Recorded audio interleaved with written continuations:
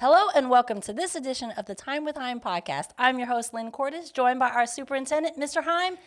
Guess what? We started school. We started school. We're a weekend. Yes. Got a lot of great things happening, a lot of opportunities created for students. Obviously, we'll get into them. We're working through some things, first week of what school. I wanted to share, it's always our have a lot. 50th podcast. 50? We Wow. made it to 50. We started this a year ago. Do you think there's at least one person who's listened to all 50? I hope so. Maybe I hope so. Thank you.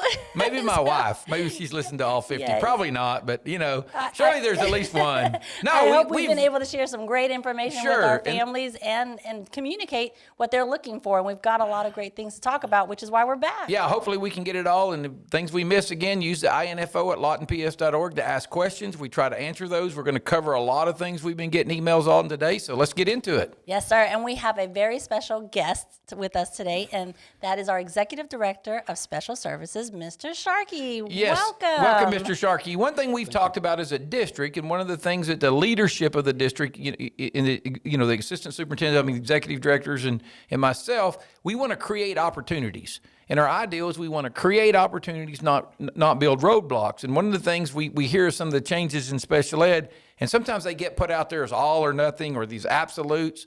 Well, Mr. Sharkey and his team, working with the executive directors of elementary and secondary education, have come up with creating more opportunities for some of our students. So we brought him on to kind of explain some of the things they're doing and clear up that, hey, he is working with the education department and they are working together to create the best possible opportunities and put students in the least restrictive environment possible. So Mr. Sharkey, welcome to a Time with Hime podcast. Thank you, sir. I appreciate you having me. I would like to just tell you a little bit about the district initiative that we've taken. It was one of those where we were moving our direct instruction students into a more inclusive environment, which is kind of like a co-taught class. And many people wonder what a co-taught class is. Often it is a general ed teacher, often with a special ed teacher or special ed support staff in there. So they're receiving the benefit of having the general ed teacher and the special ed teacher, so they're benefiting from that. In addition, those students, and this is primarily in the secondary grades, those students also have the ability to go to the mall. Now, a lot of parents will say the mall, but it's actually the Mastery Academic Learning Lab. And so once they receive that primary instruction, the co-teacher can assist them, but if they need additional assistance, they also have the ability to go into the mall where they can receive that additional assistance to be successful. In addition, something that's in the secondary schools that is very beneficial is the advisory hour or the advisory period. And they're often getting their breakfast, but often what's happening is they can get additional instruction in areas that they're weak in. So again, that's another thing that's being put out to assist our students. In fact, for some advisory, some of the schools are actually having their IEP folder holder go check with the student during the week to see how they are standing academically and if they need any additional assistance. So you have those things. In addition, the district has bought a lot of resources such as Snap and Read. And for one, Snap and Read is a great resource. It can kind of level the instruction or the material to the grade level the student is at. It can read it to them, but it's not losing the content. So that's a great resource as well. So you have that, and there's numerous other resources. And the other thing that we're just continuing is we're putting the kid in the least restrictive environment. And that's what's so important, is getting them the assistance they need in the least restrictive environment. I know a lot of people want to say, well, you're doing away with DI. We're not doing away with DI, direct instruction, but what it is, it's not going to be the first go-to. Direct instruction is a more restrictive environment.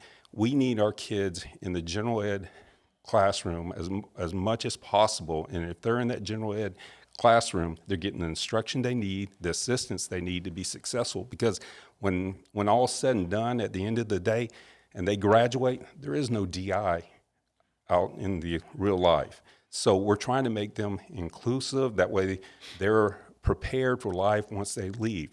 If a student isn't successful, the first step should not be put them in DI. That should not be it. What can we do to help this child be successful? What other accommodation or resources can we provide?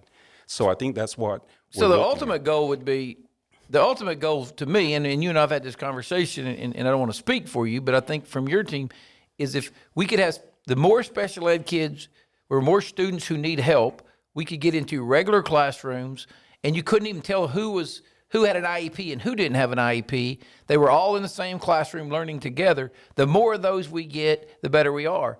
And if students can't, that's not good. You know, if a student needs a little more than that, we can put them in a co-taught room. If they need a little bit more than that, they've got the mall and sometimes a resource teacher. Pull-out resources. A pull-out teacher, a pull-out resource teacher. teacher. Tiered level instruction. And our tiered level instruction. And in some cases, we do have rooms where students get all of their instruction just from a special ed teacher. And then in some cases, we have students with high needs that we call self-contained. And we'd like to have no one in self-contained. I mean, that would be our ultimate goal if every student could get into the regular environment. Obviously, that's not always possible, but we want to start with the least restrictive and move to restrictive. And that's some of the things you and I have talked about that I really appreciate because we want to offer opportunities. Yes. So anything else you'd like to add to that conversation? No, sir. Well, there is one thing. I just would encourage parents. If parents have concerns or questions, contact the school, or they can contact me at Special Services. The number's 580-353-0334. I've spoken with a lot of parents, and I spoke with one just yesterday, and she was being an advocate for her child, and I greatly appreciate that.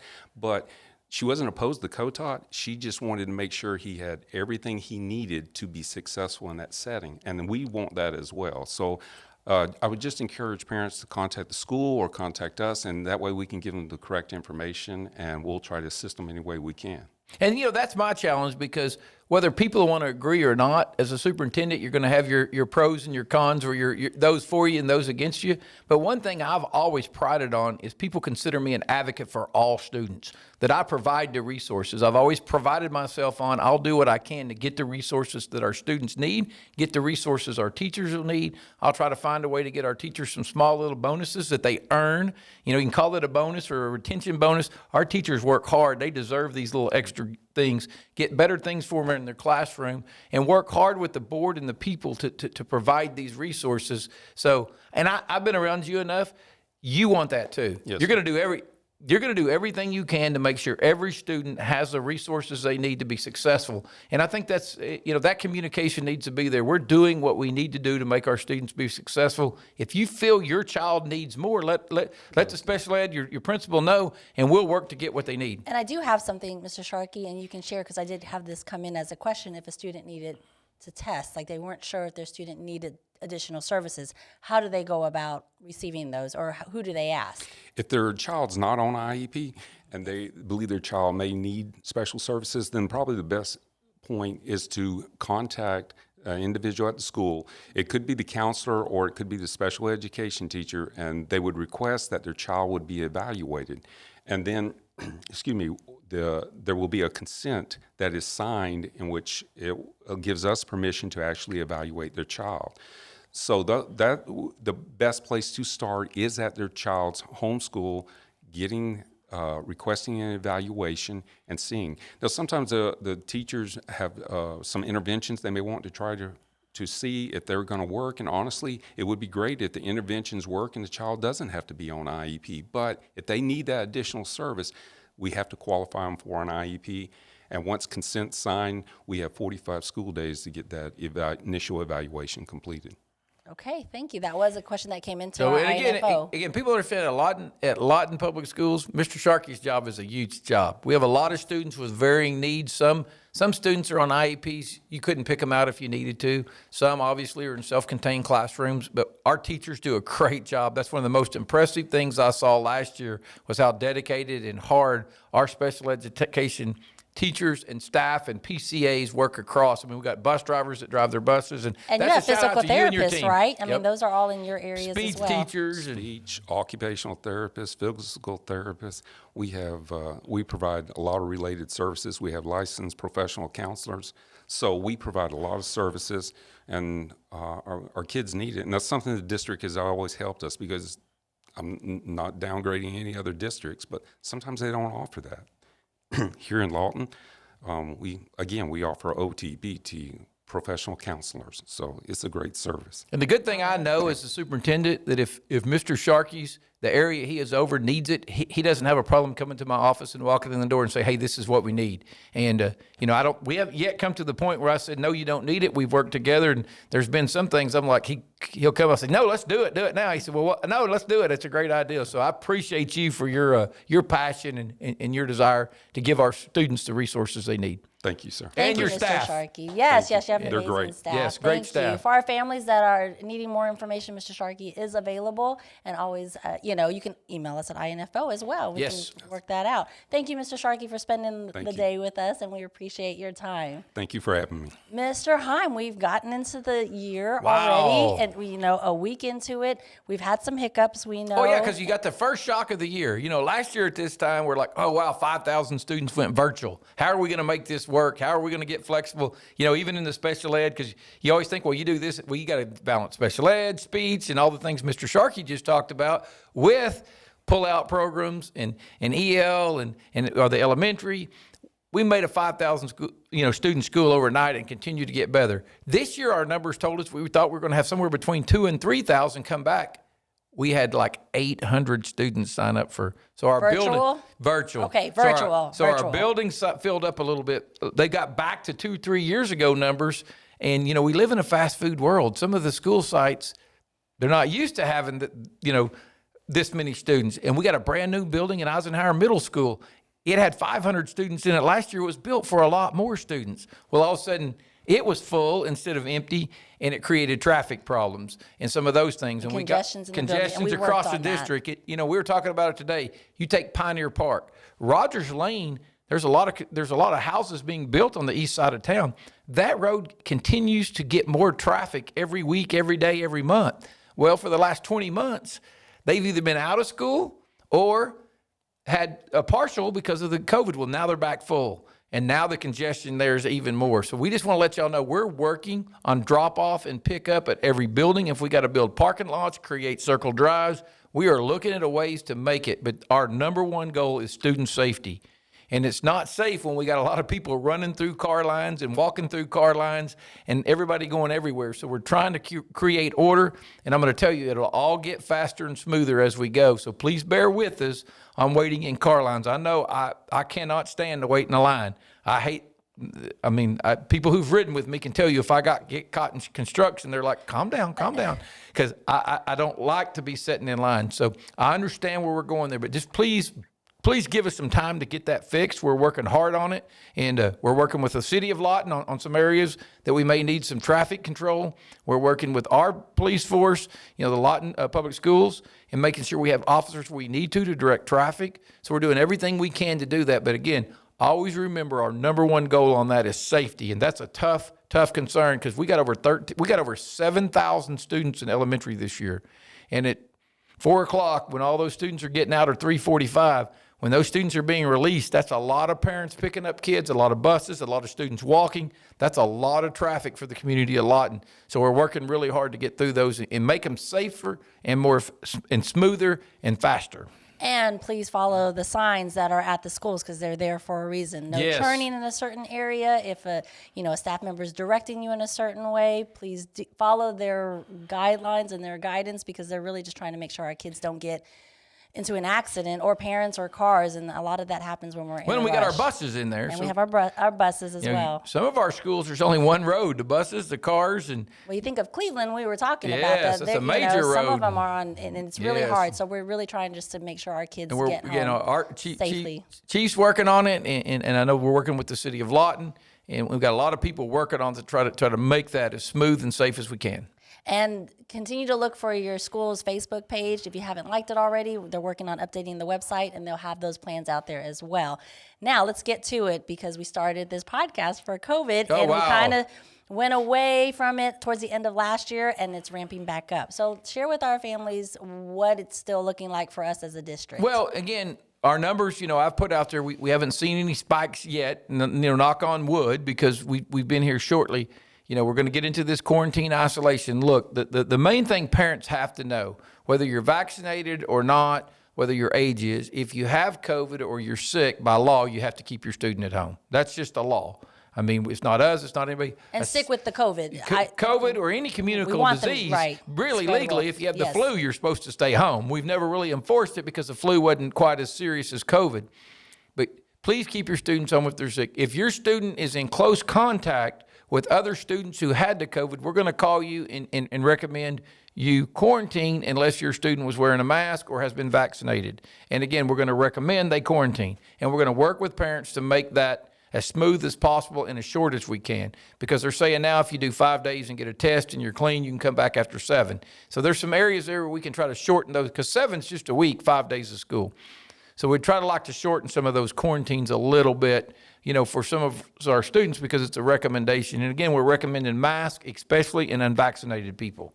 You know, we've kind of stood with, and they're starting to change a little bit, because a lot of our students and teachers and staff have been vaccinated. And the reason we got vaccinated in a lot of cases is so we didn't have to wear a mask. So we want to encourage our people to get vaccinated and not make them wear a mask. But if the CDC changes that, that'll be one of those things we'll have to look at. But right now, everything's going good. We haven't had that outbreak yet. You know, if you read the news, it'll probably happen. You know, hopefully we get through it like we did last year, where we're just working our way through it, and our parents and students do a good job of social distancing, washing their hands, and keep your sick students at home. And we got to continue to encourage our staff members to stay home when they don't feel good. Correct. Yes. And then we are working on our COVID summary page update, and we'll put that right back on. We're still working with the health department on some guidance so that we make sure we're following the most recent one given by the CDC and by our hospitals as well. And you know, being a superintendent of a school on the first day or two of school is sometimes a tough job. The rest of the time it's really easy. But the first week or two, it can be rough, because there's going to be a lot of those hiccups that we're talking about. And you know, you're just working through them. And man, our staff has done a great job. But I wouldn't want to work for the CDC either, because, you know, this is new and it changes for them all the time. And it's not that they're changing. It's just that the information they have now is different than what they had 15 months ago. Right. It's not that they've just decided this works or this doesn't work. It's the information's different. So... And it anyway, changes, and and so we're we'll gonna do the continue- best to communicate with our families. And the best thing we've had her on numerous times. We have Brandy, and we have the whole Comanche County Health Department that's on our side. We're a team, and when you're working together, it's for the better of everybody. So we really feel good with that relationship, and as long as we work with them, we think we'll be up to date in making the best possible decisions we can for our students.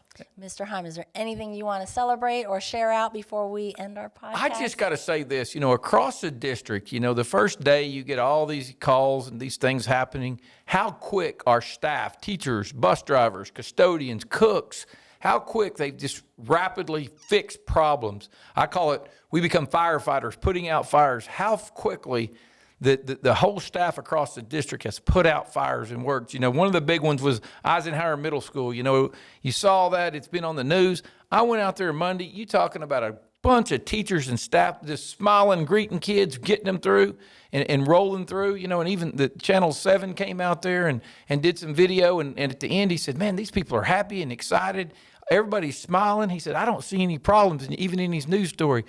That's a shout out to that staff. You know, Miss Mattingly and her team did a great job getting that through, but we've got that going all over. That's why I tell you, have patience with the car pickup and drop offs. I'm telling you, our staffs will get it done.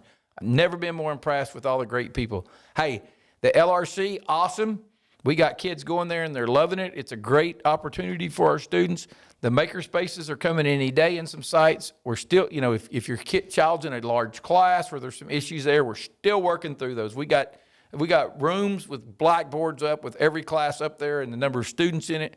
We're looking for teacher assistants. We're looking for bus drivers, and we're looking for teachers. And the bus driver, if you get signed before September 1st, they get to be a part of that The stipend. Christmas bonus, yes. stipend, whatever you want to call Bonus, it. So they'll yes. get a $1,000 bonus if they sign before September 1st. So if you want to be a bus driver, sign up, and then in November you'll get the bonus. So that's exciting too for them. So yep, that's it. Again, a shout out to the staff. I mean, they've just been all hands on deck across the district. I've been in 4 or 5 watching lunch. How fast, man, the lunch is incredible. I'm loving it so far. Great job, Lawton Public Schools staff and families. And 99% of the people have patience with the car lines. And I understand. I always say that I didn't give my kids didn't get any patience from me because I never had any to give. Well, with that, we thank you for your time. Hey, one last thing I want to ask Mr. Sharkey. Okay. As a Georgia Bulldog fan, how is it now? How do you feel now that you're the 3rd best team in the SEC instead of the 2nd best team? I think we're going to have to wait and see. That's all I'm going to say. Mr. Hime, look at, he just put you on the spot right there, right? A good answer. Thank you so much for joining us. Thank Mr. you for Sharkey. joining us. Give them our email one more time and our website, will you? info@lawtonps.org, and our website is just lawtonps.org. All right. Thank you guys so much for joining us. We appreciate you watching and tuning in with us. Until next week, have a good one. Bye-bye.